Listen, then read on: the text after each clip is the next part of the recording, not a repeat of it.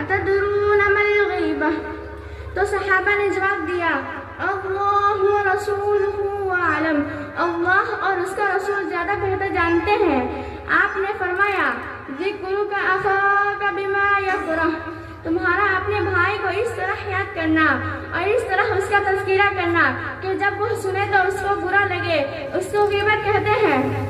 उस पर एक साहब ने अर्ज़ किया, अगर वो बुराई मेरे भाई में हो तब भी वो गीबत है।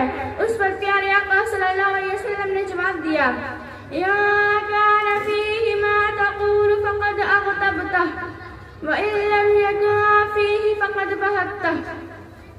अगर तुमने भाई का वो ऐब बयान किया जो उसमें है तो ये गीबत है, अगर ऐसा ऐब बयान किया जो उसमें नहीं है तो ये बुहतान तराशी है जो उससे बड़ा गुनाह है। इस हदीस शरीफ से आपको मालूम हो गया होगा कि गीबत किसे कहते हैं। कोई अगर अपनी बहन की उसकी पीठ पीछे ऐसी बात बयान करे कि जब वो सुने तो उसको नागवार गुजरे तो ये गीबत है। गीबत बड़ा सख्त गुनाह है। कुरान करीम में गीबत करने वाले को मुर्दा भाई का गोश्त खाने के बराबर करार दिया है।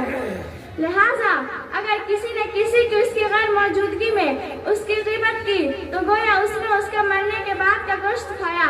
हमारी ख़वातीन में ये मर्ज बहुत है, जहाँ दो चार औरतें जमा हुई बस एक दूसरे की बुराई शुरू हो जाती है। कोई अपनी ननद की बुराई करती है, ननद भावज की बुराई बयान करती है, बहू अपनी सास को बुरा भला कहती है, सास अपनी बहू के बारे में दूसरी औरतों के सामने तरह तरह के इंकशाफात करती है।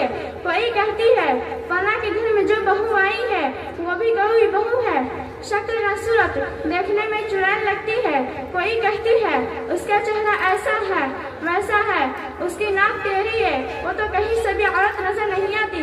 मेरी प्यारी माँ और बहनों, ये सब गीबत है, इसका बहुत बड़ा गुनाह है। इस तरह गीबत करने से हमारे अच्छे अमल खत्म हो जाते हैं और ये हमारे नेक अमाल उसको मिल जाते हैं जिसकी हम गीबत करती हैं। हदीस शरीफ में गीबत को ज़ना से बड़ा गुनाह बताया है, इसलिए कि अगर किसी से ज़ना सादिर हो गया और बारगाह